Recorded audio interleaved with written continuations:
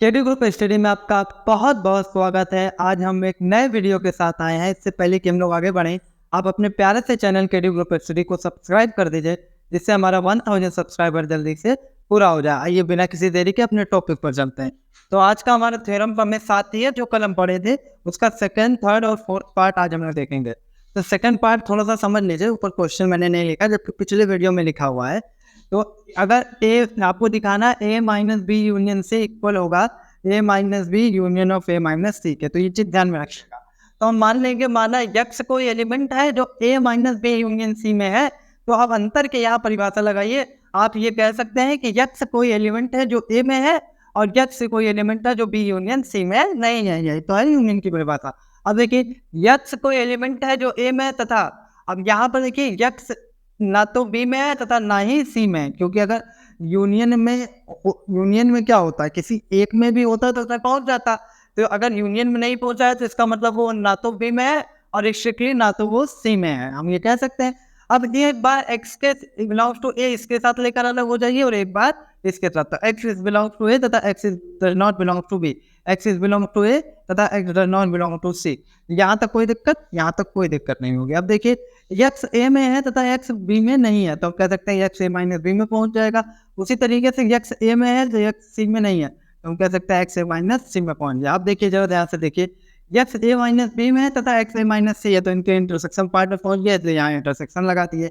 अब double implication से अगर एक्स इसमें है तो इसमें मौजूद है, डबल इम्प्लीकेशन से आप ये बता सकते हैं कि एक्स इसमें मौजूद है तो इसमें पहुंच जाएगा। तो हम ये कह सकते हैं दोनों साइड ये इम्प्लाई कर गया, इसलिए ये इक्वल है। तो हम ये कह सकते हैं A minus B union C बराबर होगा A minus B union of A minus C के। कोई दिक्कत? अब इसकी अल्टरनेट मेथड देखिए, A minus B union C.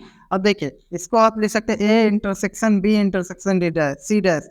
Union की जगह आपको पीछे भी बताया है कि इस तरीके से होता है, बी इंटरसेक्शन सी डैश लिख सकते हैं। अब वितरण नियम से इसको अलग कर दीजिए, एक बार इसके साथ लेकर अलग हो जाइए, एक बार इसके साथ लेकर अलग हो जाइए। तो ये हो जाएगा A intersection B dash intersection A intersection C dash.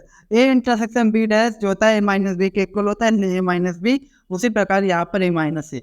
देखिए दूसरे मेथड से बड़ी आसानी से ये आ गया। अब आइए थर्ड नंबर देखते हैं। तो थर्ड नंबर ये कह रहा है कि A intersection B minus C बराबर होगा A intersection B minus of A intersection C. आप इसको चाहें तो इस मेथड से भी प्रूफ कर सकते हैं, लेकिन हम ये वाला मेथड लगा रहे हैं, इससे इजली हो जाएगा। ठीक है, ए इंटरसेक्शन बी माइनस सी को आप क्या लिख सकते हैं, ए इंटरसेक्शन बी माइनस सी को आप लिख सकते हैं बी इंटरसेक्शन सी डैश। यहाँ पर देखिए ये इंटरसेक्शन बी डैश था तो आप ए माइनस बी लिख दिए, तो अगर ये रहेगा तो ऊपर वाला लिख सकते हैं ना। अब देखिए अब आप इसमें एक बार इसके साथ लेकर अलग हो जाइए और एक बार इसके साथ। इंटरसेक्शन बी नहीं, इसमें अलग नहीं होना फिलहाल अभी। तो आपको आप एक काम कीजिए, ब्रैकेट वाला रूल लगाइए और ये ब्रैकेट इधर शिफ्ट कर दीजिए, तो आप कह सकते हैं intersection B intersection C dash के इक्वल होगा। अच्छा, अगर इसमें फाई के साथ यूनियन लिया जाए तो भी इसके जो वैल्यू है उसमें चेंज नहीं आएगा। फाई मतलब क्या, रिक्त समुच्चय। और फाई के साथ अगर यूनियन लेंगे तो कोई एलिमेंट उसमें इजाफा होगा नहीं, तो वैल्यू उसकी चेंज नहीं होगी। तो फाई को हम लिख सकते हैं A intersection B intersection A dash. यानी ए इंटरसेक्शन बी का मतलब क्या होगा, कोई एलिमेंट ए इंटरसेक्शन बी में ए डैश वाला एलिमेंट मतलब जो ए में नहीं है, तो जब आप उसका इंटरसेक्शन लेंगे तो कुछ होगा नहीं करेगा, फाई आ जाएगा। तो मतलब कि फाई को हम इस प्रकार से लिख सकते हैं। ठीक है, यूनियन ऑफ बागी वाला पार्ट हमने वैसे ही लिख दिया। अब देखिए ये इक्वल होता है A intersection B intersection A dash equal होता है ए इंटरसेक्शन बी इंटरसेक्शन, जहाँ पर यूनियन होगा वहाँ इंटरसेक्शन आ जाएगा और ये इक्वल हो जाएगा ए इंटरसेक्शन सी डैश। आप ए इंटरसेक्शन बी को आप लिख सकते हैं intersection B minus A intersection C dash, बिल्कुल इस तरीके के फार्मूले से। ठीक है, अब देखिए तो हमने यक्स इसमें मतलब ये वैल्यूज लेकर चली थी, यक्स वाला मेथड नहीं यूज कर रहे हैं, इसमें वैल्यूज कोई लेकर चला था और इसमें दिखा दिया, तो ये हमारा प्रूफ हो गया।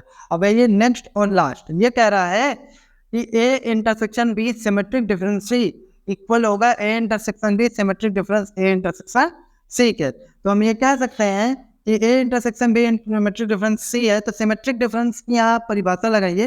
सिमेट्रिक डिफरेंस की परिभाषा से आप कह सकते हैं ए इंटरसेक्शन बी, इसका मतलब क्या है, B minus C union of C minus B. कोई दिक्कत? अब एक बार इसको लेकर इसके साथ अलग हो जाइए और एक बार इसके साथ अलग हो जाइए, तो आप कह देंगे A intersection B minus C union of A intersection C minus D. कोई दिक्कत? नहीं दिक्कत।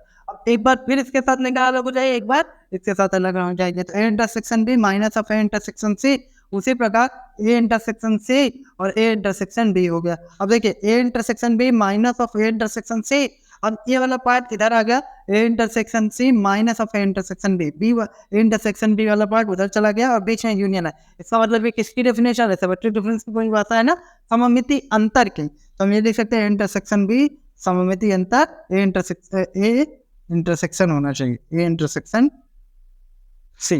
तो आई होप आपको ये वीडियो पसंद आया होगा, पसंद आया हो तो लाइक कमेंट सब्सक्राइब करिए, मिलते हैं नेक्स्ट वीडियो में। ठीक है, आई होप आपको ये वीडियो पसंद आया होगा, पसंद आया हो तो लाइक कमेंट सब्सक्राइब कीजिए, मिलते हैं नेक्स्ट वीडियो में।